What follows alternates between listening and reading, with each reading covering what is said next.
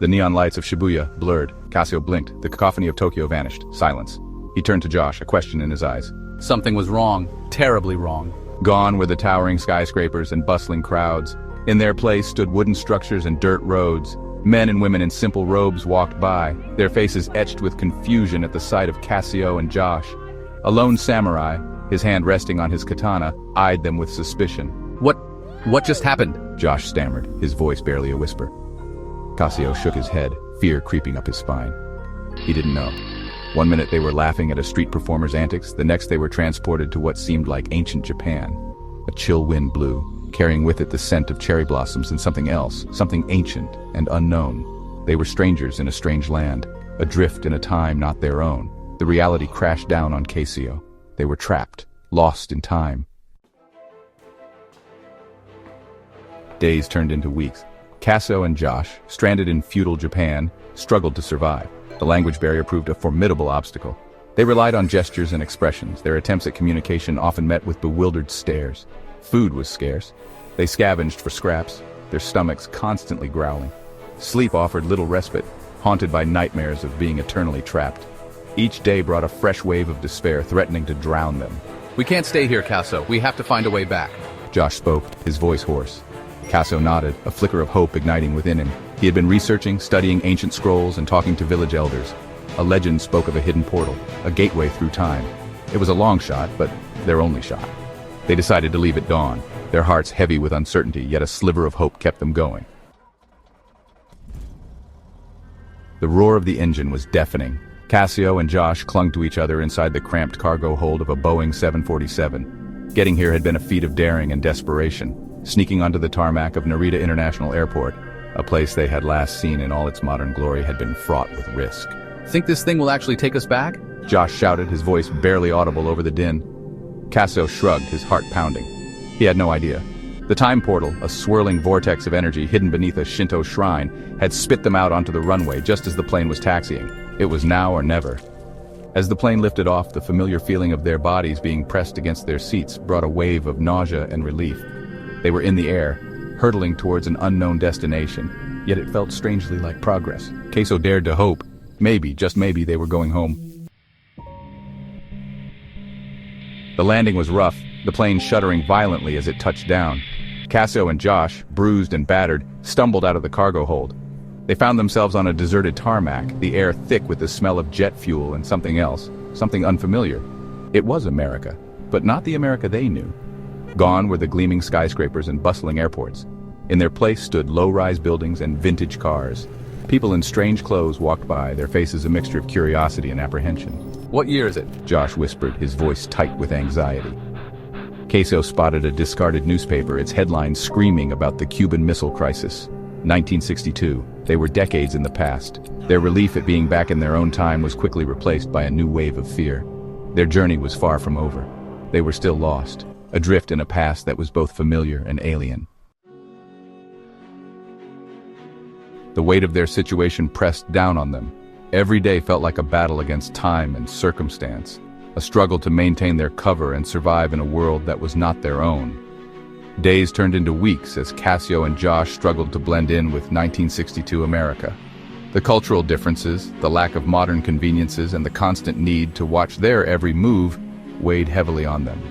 We can't keep living like this, Josh. Something's gotta give. We're running out of options and the stress is tearing us apart. They found work as mechanics, a job that allowed them to stay under the radar. Their modern knowledge surprisingly useful on the simpler engines of the time, they managed to earn a living.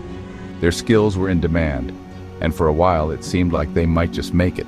But the strain was starting to show. The long hours, the physical labor, and the constant fear of being discovered took their toll. They were exhausted, both physically and mentally. Yeah, these engines are a breeze, but man, I miss home, I miss our time, I miss the technology, the comforts, everything. The nostalgia for their own time was a constant ache, a reminder of everything they had lost. The constant fear of exposure, the need to always look over their shoulders, it was a heavy burden to bear. The yearning for their own time, their own lives, it was a pain that never went away. It created a rift between them. The stress and the longing for home made tempers flare. Arguments flared, fueled by frustration and despair. They were both at their breaking points. We need to figure out our next move, Josh. We can't just sit around and hope for a miracle. We need a plan, something concrete. We can't just sit around and hope for a miracle. We need to take action, find a way back, or at least find a way to make this life bearable. And what do you suggest, CASEOH? Every plan we've had has fallen apart. We're stuck here and nothing we do seems to change that, huh? Every plan we've had has fallen apart. We're stuck here and nothing we do seems to change that. One evening, after a particularly heated argument about their next move, the tension reached a boiling point. Josh stormed off, leaving CASEOH standing alone in the dimly lit diner. The silence that followed was deafening. Josh, wait, don't go. We need to stick together. We can't do this alone. Regret washed over him. He knew he had pushed Josh too far and now he was paying the price. He shouldn't have pushed Josh. The guilt was overwhelming and he felt a deep sense of loss. He needed his friend now more than ever. The thought of facing this alone was terrifying. What have I done? How could I let it come to this? We were supposed to be in this together. A knot of dread tightened in CASEOH's stomach. The fear of losing his only ally in this strange time was almost too much to bear. He had a bad feeling about this. The future seemed more uncertain than ever, and the path ahead was shrouded in darkness. I scanned the faces in the crowded diner, my gut churning with anxiety. The noise of clinking cutlery and murmured conversations felt distant, almost surreal. Every face I saw seemed to blur into the next. None of them familiar, none of them Josh. Josh had been gone for hours.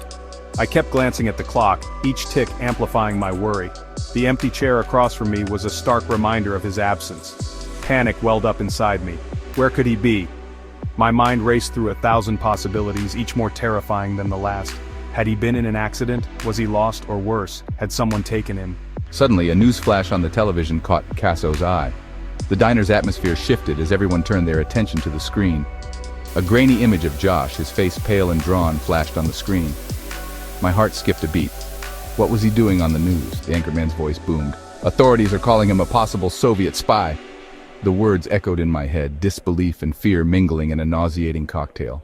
My blood ran cold. How could this be happening? Josh, a spy? It was absurd. Yet the evidence was right there on the screen. Josh had been picked up by the FBI. The image of him being escorted by 2 men in suits was like a punch to the gut. I felt helpless, trapped in a nightmare.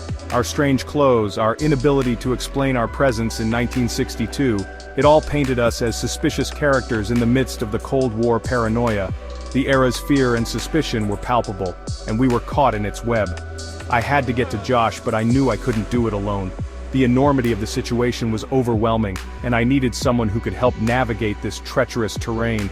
I needed help, someone who would believe my impossible story, but who could I trust in this time of heightened suspicion and fear? He thought of the old professor, a fringe scientist he had met at the library, a man obsessed with time travel. The professor's eccentric theories might be the key to understanding our predicament. It was a long shot, but his only one. The professor's knowledge could be the lifeline they desperately needed. I raced out of the diner, my mind racing. Every second counted, and I couldn't afford to waste any time. I had to save my friend. The stakes were higher than ever, and failure was not an option. The air crackled with tension, a palpable sense of dread hanging in the atmosphere. CASEOH, accompanied by the skeptical yet intrigued professor, burst into the abandoned warehouse. The place was shrouded in darkness, the only light coming from their flashlights, casting eerie shadows on the walls. The professor's hastily assembled device, a tangle of wires and vacuum tubes, pulsed with an eerie green light. It was their only hope, a beacon in the oppressive gloom, designed to track the elusive signals they were after. They had tracked Josh to the secret government facility, a place whispered about in conspiracy theories and hushed conversations. It was a black site where suspected spies were interrogated, a place where the line between right and wrong blurred. They had to get to him before it was too late. Every second counted and the stakes had never been higher. But we weren't alone. The feeling of being watched was undeniable, sending chills down our spines. A figure emerged from the shadows, his face hidden in the darkness.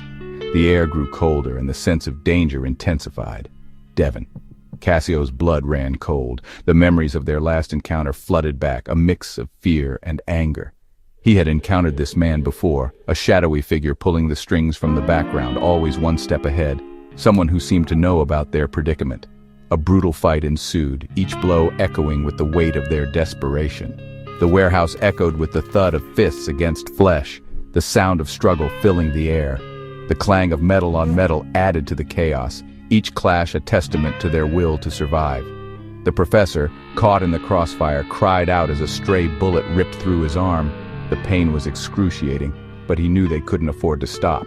I fought with the ferocity of a cornered animal, fueled by fear and adrenaline. Every move was a fight for survival, every breath a struggle. I had to get to Josh, no matter the cost. The thought of losing him was unbearable, and it drove me forward with relentless determination. The world seemed to slow down.